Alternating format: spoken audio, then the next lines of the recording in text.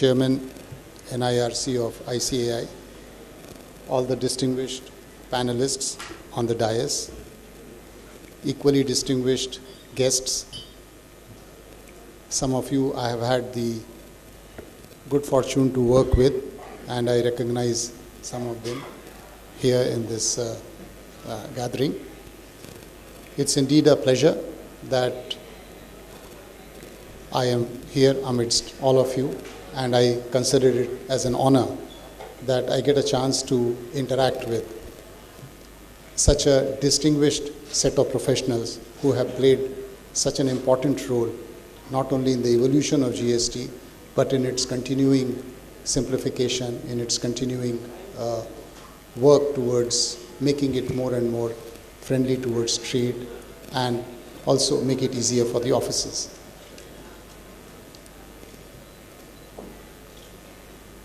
I note that ICAI has also celebrated 75th Chartered Accountants Day on 30th June 2024. I congratulate the ICAI for this 75 years of yeoman service that they have done to the cause of not only taxation matters, but for the overall economic growth of the country. I know how much chartered accountants are important in IBC provisions, under the direct taxes, and so many other aspects of the economic activity in the country.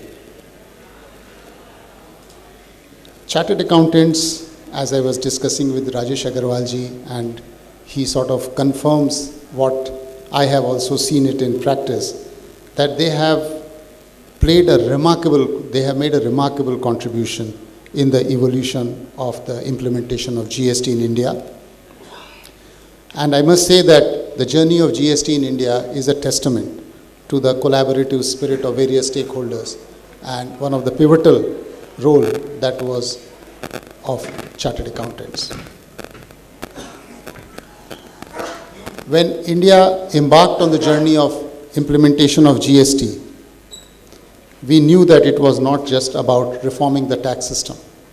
It was actually transforming the economic landscape of the nation.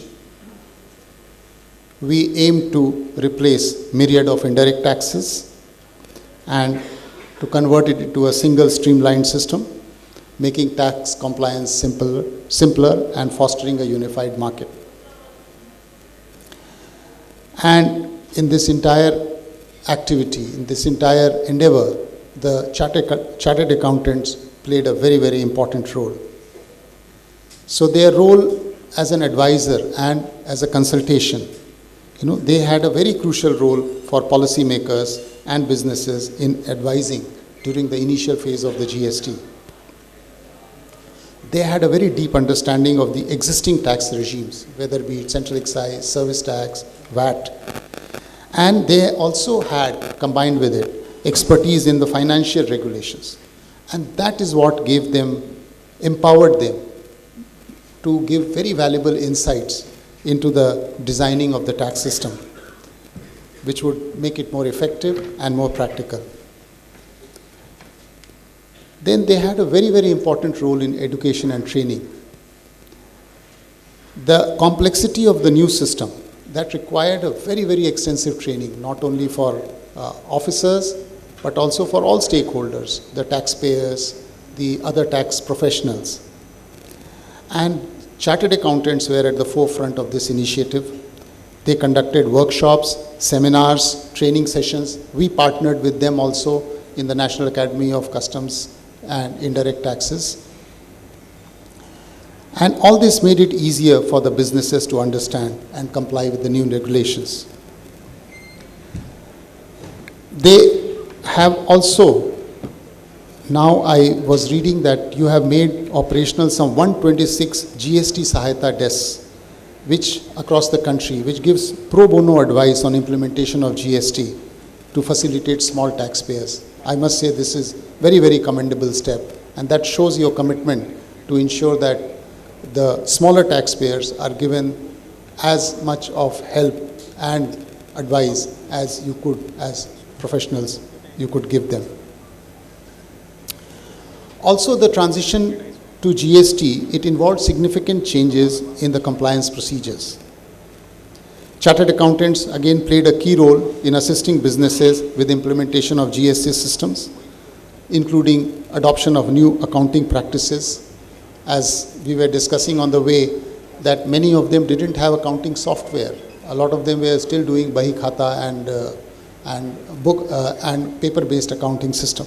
So you assisted, you advised them in creating accounting softwares. You provided them hands-on support in reconciling pre-GST tax credits, filing returns, managing GST audits. So all this helped the taxpayers to navigate the new system with far more ease and much less disruption. The evolving nature of GST regulation again requires constant adaptation and interpretation.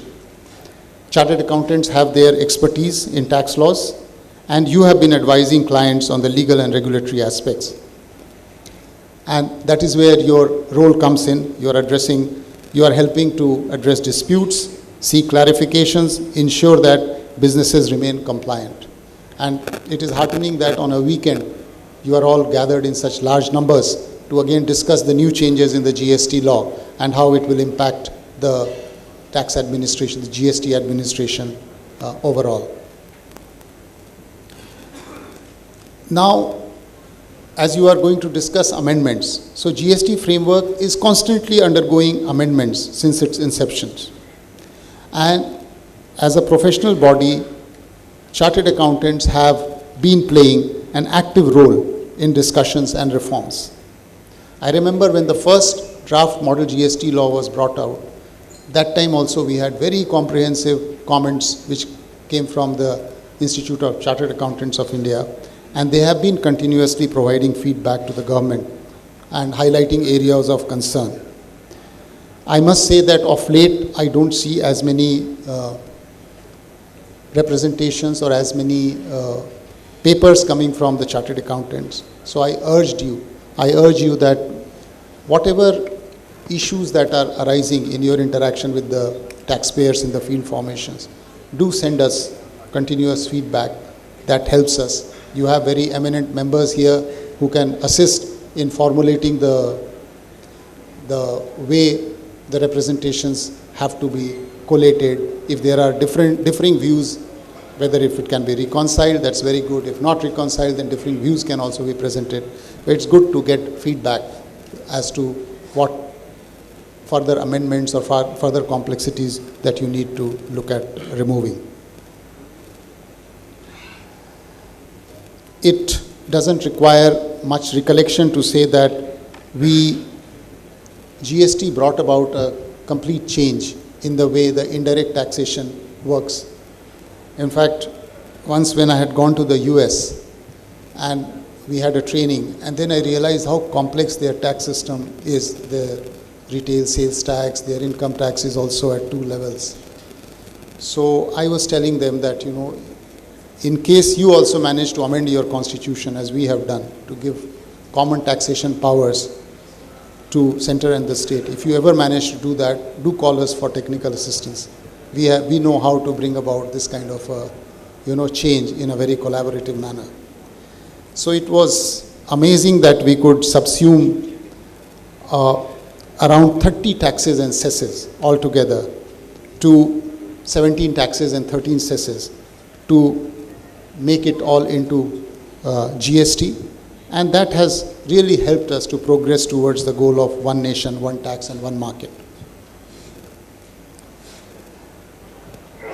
As you would recall earlier how we had multiple sort of tax framework, the thresholds itself was so many, different states had different thresholds to in the VAT. So it was a very confusing landscapes. Now we have uniform thresholds. We have reduced the returns. Earlier around 495 different submissions had to be made to the tax administrations in the form of challans, forms, etc. Now they are just 12 plus 1 annual return.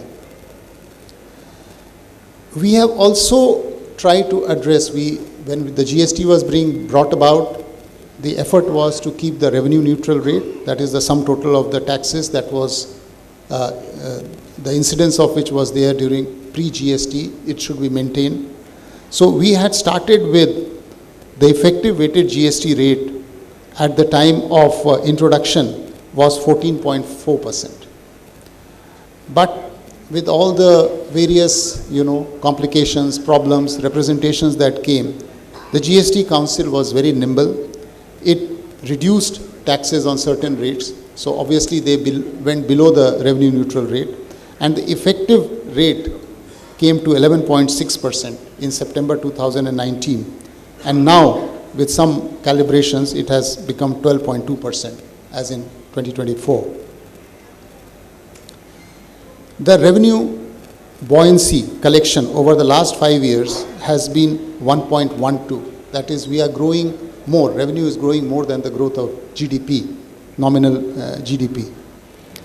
And pre-GST, it was just 0.72%. So you can see how compliance has improved, how our collections have improved. And it is also a testimony that our taxpayer base has more than doubled from 67.8 lakh to now around 1.43 crore. One of the complaints that are coming, and which is very, to some extent, legitimate also, that this is a tax system which is very strange. The behavior of my supplier is impacting my tax collection, because if he has not filed the return, if he has not paid the taxes, instead of you going after them, particularly where they are fake or non-existent registrant, you are pursuing the recipient of the goods or services and making them pay up what was lost on account of the supplier.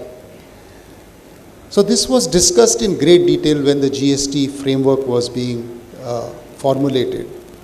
And the understanding was that not only the tax administration, but the taxpayers would also be a partner in the compliance environment that we are going to create in the GST. So what we think is that the present structure of GST is a self-policing mechanism. So buyers and sellers have to sort of be aware of each other, be careful of each other's background before they enter into business, so that the input tax credit chain is not disrupted because of deviant behavior of one. We also had a lot of discussion regarding how the registration should be done. And we determined that PAN-based registration is the best way. That is the way to go about, so that we can also achieve data triangulation, certain degree of integration between the direct taxes and indirect taxes. And it has helped us a lot.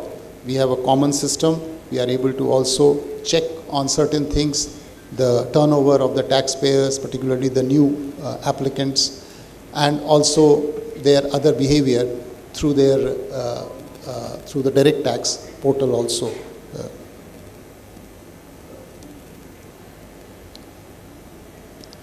One should also remember there was a lot of doubts about the mechanism that was created, the GST Council, given the political landscape that we have, that state government may not be aligned, may not have the same same political party governing the state as in the center. So there were some doubts, and that's why there are some mechanisms that where there is no consensus, how decisions will be arrived at through voting. But it is a testimony to the maturity and sagacity of the entire political leadership of the center and the state, that barring one, all decisions in the GST Council till now, 53 meetings have taken place, all of them have been in consensus. And the level of discussion, the approach that we see in the GST Council, you can see that states also transcend their narrow interest of the state, and they all talk in terms of the overall interest of the nation. So it's very heartening to see how this institution of cooperative federalism has really worked out very well. and it has helped us to reach very rich dividends. We are now in a stage where no more any filings in paper. The whole framework of GST is based on IT backbone of GSTN, and that was one thing that we were very sure that we will have a system where the interface between the taxpayers and the tax officials would be negligible, if not nil. So that's why all our compliances, registration, return, payment, refunds, everything is online. We had a lot of discussion about registration because, as you would know, there were different practices. Some were taking deposit payment, cash payment. Some were having a system of, two persons authenticating the genuineness of a person. There was also bank deposits taken or bank guarantees taken. So there was a lot of discussion whether a fees should be charged for giving GST registration. But finally we all came to a conclusion that this being a tax of the 21st century, we must start with a very, very positive note, and we should not take any fees. Not only that, we must ensure that taxpayer has a very, very good experience while getting registration. He should not have to visit the taxpayer's premises, officer's premises. He should not be required to be waiting indefinitely for officers to scrutinize and then come to a conclusion. So we thought we were doing something very revolutionary. We said within 3 days, either officer responds by query or gives clearance, or it is deemed that your registration is approved. So in taxation system, this deeming provision we were not using much till that time. And unfortunately, we have had a section who have misused all this trust that we have placed in them, and the incidence of non-existence, fraudulent registration, passing on of fake credit became a menace. So we had to pull back a little. Now we have extended the timelines, and we are also doing certain other things, like now you would know that we have started rolling out in phases Aadhaar-based biometric authentication for risk-based taxpayer. So that's another thing, that since we have a very big sort of a database of all taxpayers across the country at one place, we know their behavior, we know generally what the trends are. So our risk management systems are becoming stronger and stronger, and now we have a couple of them. We have BIFA, we have GAIN, we have Advait, but hopefully going forward we will have even a stronger risk management system that will throw up suspected deviant taxpayers. So that's how we are doing about this biometric-based Aadhaar identification, that those who are thrown up as suspect, there we will call them to the GST Seva Kendra, have their papers checked, have their particulars recorded, so that we are in better control of whom we are giving the registration. And the pilots that we did has been given us very positive result. In fact, those who are suspicious or who are deviant, about 25% of them didn't come in Gujarat when we were doing pilot. So automatically 25% became less. So again now there is a discussion that should we start taking some fees also, so that it discourages multiple applications. It discourages people to keep trying to get registration. If he doesn't come now, he can apply again. So that's something that we are discussing, but we still feel that we should not tilt the balance away from the measures of trade facilitation that we have till now been following. So you would, I heard that there was discussions regarding the or it is deemed that your registration is approved. So in taxation system, this deeming provision we were not using much till that time.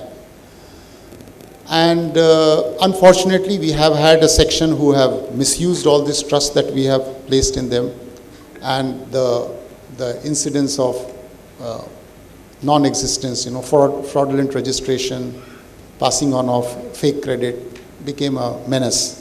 So we had to pull back a little. Now we have extended the timelines, and we are also doing certain other things, like now you would know that we have started rolling out in phases Aadhaar-based biometric authentication for risk-based taxpayer. So that's another thing, that since we have a very big sort of a database of all taxpayers across the country at one place, we know their behavior, we know generally what the trends are. So our risk management systems are becoming stronger and stronger, and now we have couple of them. We have BIFA, we have GAIN, we have Advait, but hopefully going forward we will have even a stronger risk management system that will throw up suspected deviant taxpayers. So that's how we are doing about this biometric based Aadhaar identification, that those who are thrown up as suspect, there we will call them to the GST Seva Kendra, have their papers checked, have their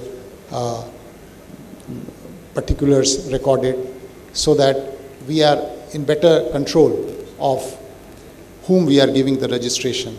And the pilots that we did has been given us very positive result. In fact, those who are suspicious or who are deviant, about 25% of them didn't come in Gujarat when we were doing pilot. So automatically 25% became less. So again now there is a discussion that should we start taking some fees also, so that it discourages multiple applications. It discourages people to keep trying to get registration. If he doesn't come now, he can apply again. So that's something that we are discussing, but we still feel that we should not tilt the balance away from the measures of trade facilitation that we have till now been following. So you would, I heard that there was discussions regarding the have been brought about in the 53rd meeting of the GST Council, and now that is being enacted in the Finance Act. So as I discussed, as I said, we are always very sensitive to what the trade is claiming, what the trade is asking for, what their pain points are. So you would see some of the things that we have addressed are in systemic, in general in nature. Some we have tried to address which are sector specific. So systemically, some things that has come from the trade that we have done, a very important thing is that during the initial years of GST implementation, there were frequent amendments, changes, etc. So they could not adapt, they could not do the compliances. And that has led to a lot of show cause notices. So there was a constant claim, proposal that we should do some amnesty.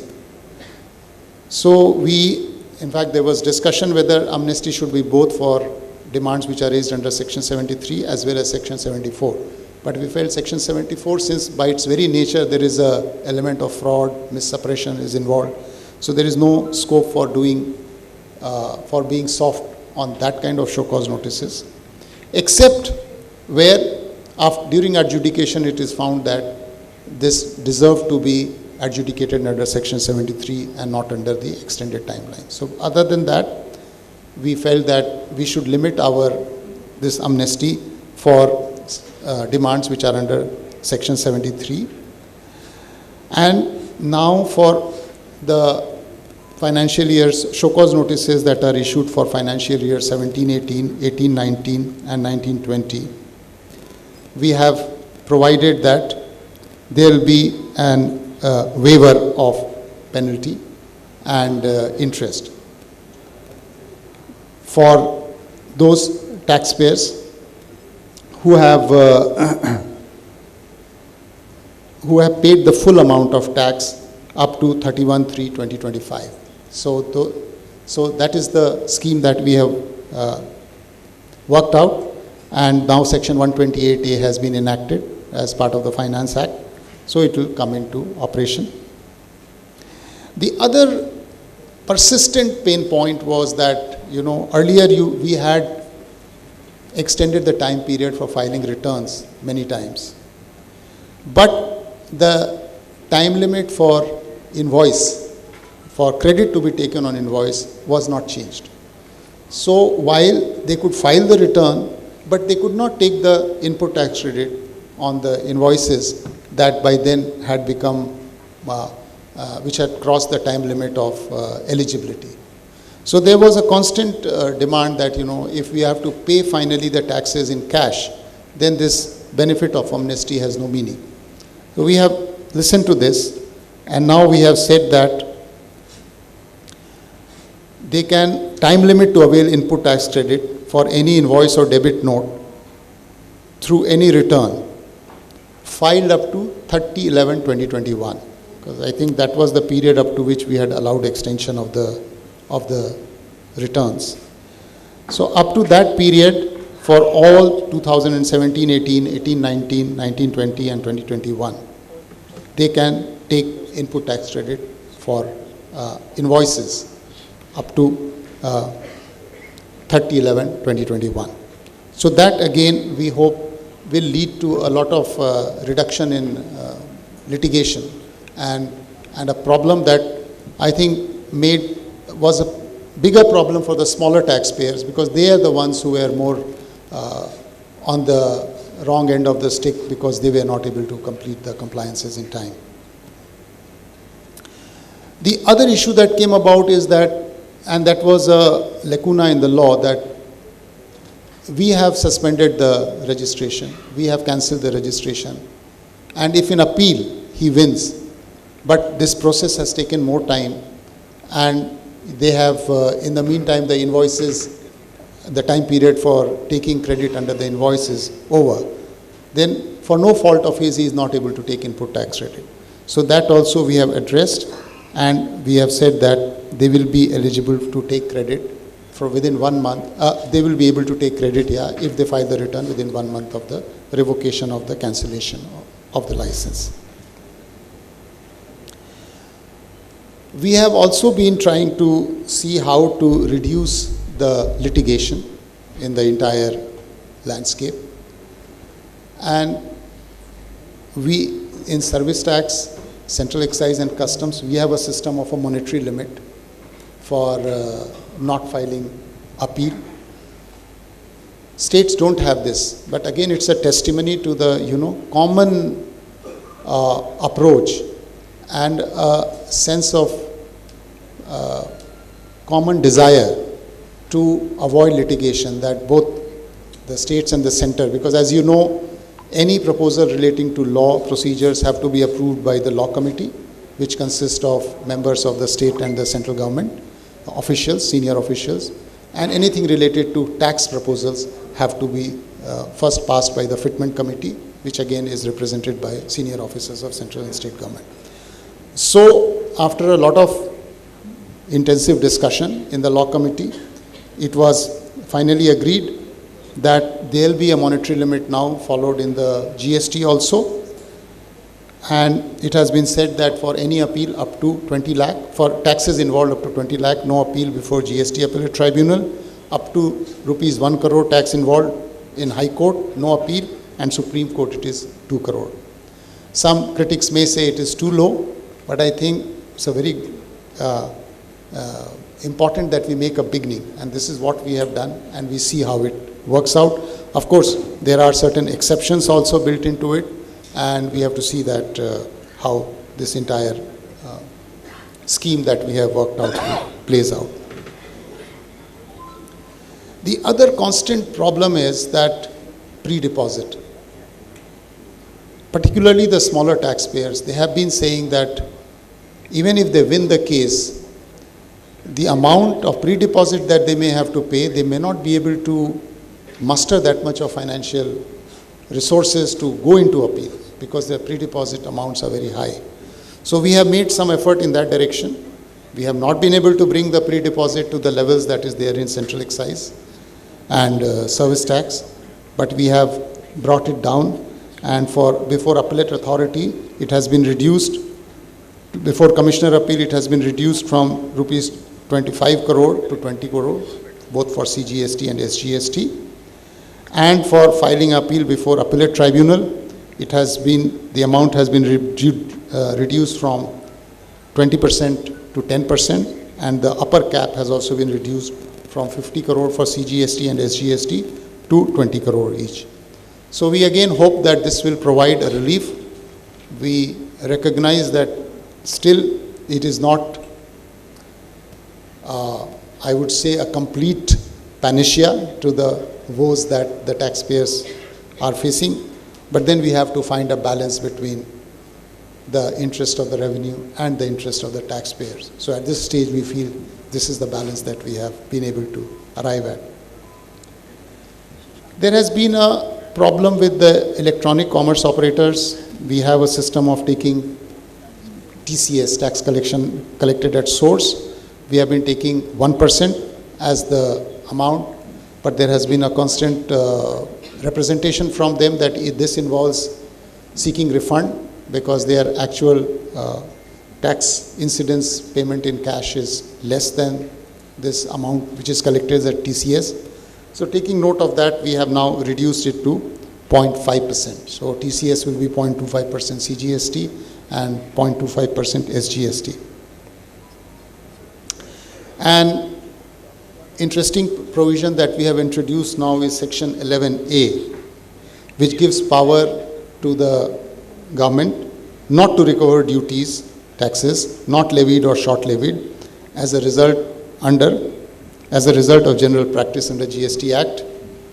So again, this is well known under the central excise and the service tax, but it is new for the GST. So idea was here that a lot of decisions, as you would have noticed, is done on what is called as is where is basis. So that is a decision taken by GST Council, and after that we don't take it forward. So now we are giving it a law, a basis in the law that a notification will be also issued to allow non-collection of tax where there has been a practice of non-levy or non-payment of taxes. I do believe that there are still some problem for the past period. Some people have been telling me that there is some discussion regarding what does as is where is means. Some of the tax jurisdictions have taken it to mean that what is actually in the law is as is where is, not what was the situation of the taxpayer, whether he has paid the tax or not paid the tax. So we are examining that aspect also. Perhaps if it is a very big problem, then we'll have to again clarify this aspect also.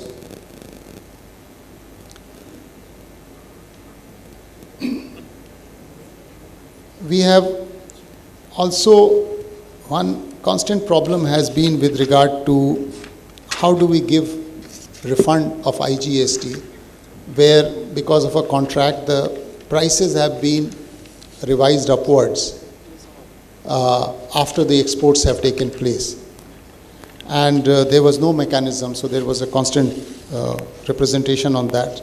So now we are providing a mechanism for allowing refund of additional taxes paid under IGST post the export, and at the same time if there is a reduction, then obviously reversal of input tax credit will also be taken. A connected problem that we are still trying to address, which hopefully we will do, is how do they take input tax credit of IGST which has been paid additional after the assessment of the bill of entry.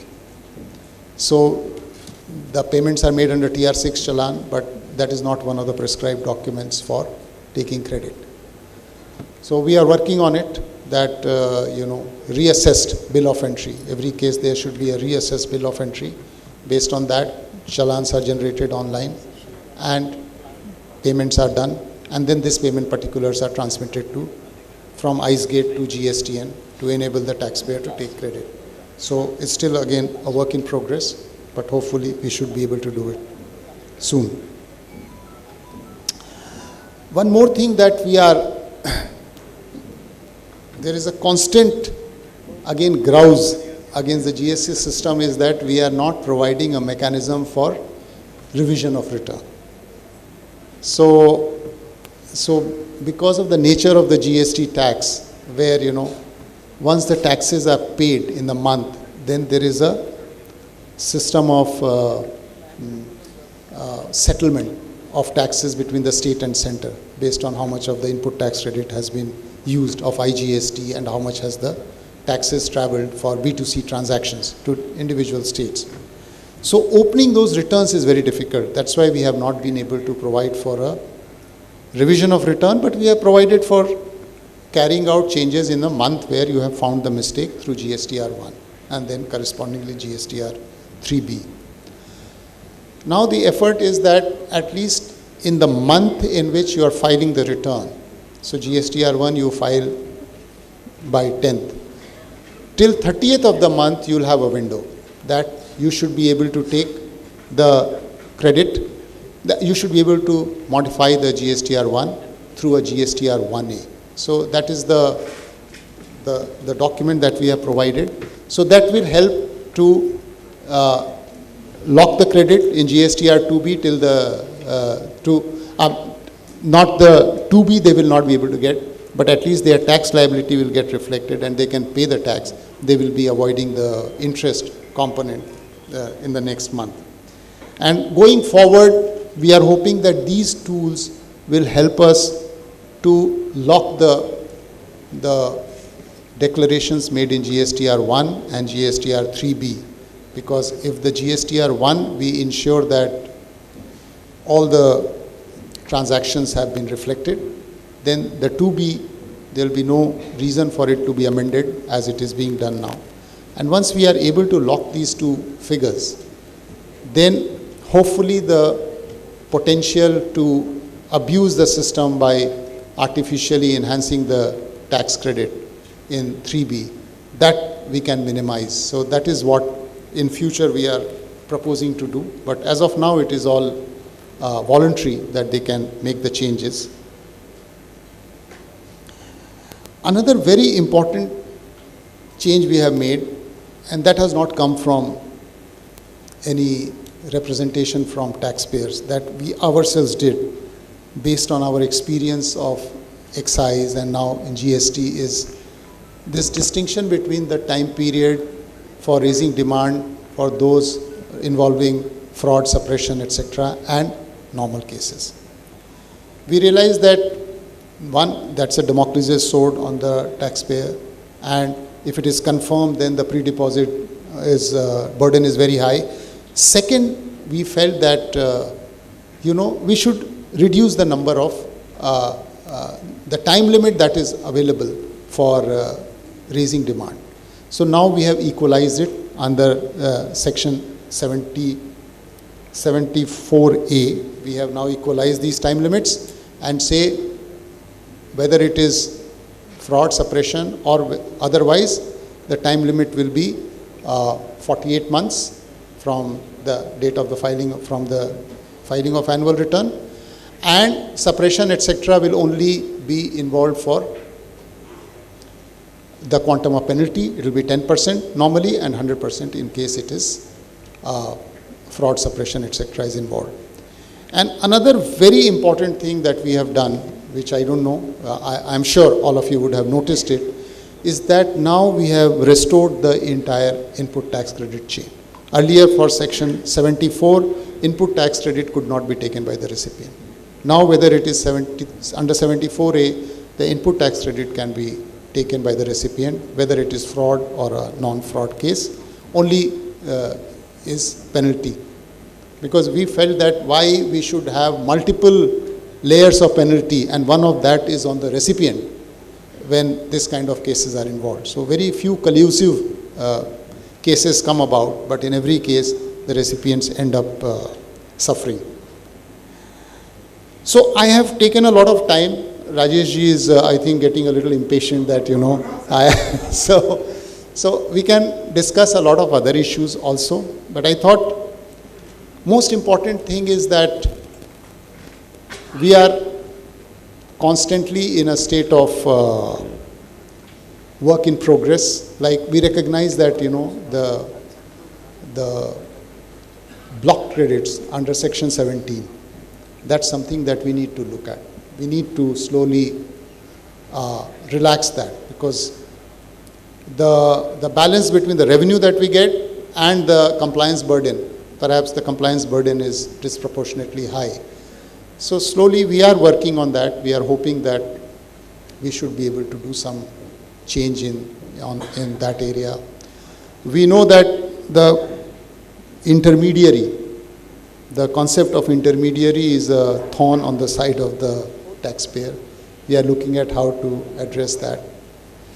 Then one of the major problem again has been imports under advance authorization, etc., where full input tax credit has been taken. So we are looking at how do we address that from the root cause. So there are certain identified issues that we are doing it on our own as a matter of how to simplify the tax GST further. And some, as you know, we always keep getting representations on certain aspects of it. One of the major things is your scrap, because the input tax credit reversals are more in the case of those who are buying scrap and then using it in furnaces. So those are again burning issues that we need to look at. Now I have been getting a lot of complaints regarding this use of trademark for the food packages. So these are issues that we need to tackle and see how best we can address. So it's a constant process. We do some work, we feel happy about it, but at the same time we know there is so much more to do, and that is where your partnership comes about. One, to alert us regarding what are still the kinks in the system, and second, whatever work has been done, please advise, clarify, and make sure that the taxpayers are able to make the best use of it. Because sometimes some of these amnesty schemes, they come back saying, oh, we didn't know about it, and so please give us more amnesty. So that is where if you can advise them, that will be very good. And third is, please be alert that if there are, fraudulent taxpayers who are taking registrations with the intention of only passing paper credit, please, you also as a body have certain, SOPs, certain standards that these kind of people, if they ever come to your notice, one, of course, you will not assist them. And second, how do you have some systems by which you can report it to the administration? So, chartered accountants as a body, they are the most organized set of professionals who will take this GST journey forward. So we always look forward to a very, very healthy and a very, very constructive cooperation with you all. So with all these words, I once again wish this GST Pathshala all the very best with the kind of bright minds that are there. I'm sure, one, a lot of clarity will emerge, and second, if there are certain issues which are foggy, which require further clarification, I'm sure it will come back to us to look at and deliberate. So thank you very much for inviting me, and wish you all the very best.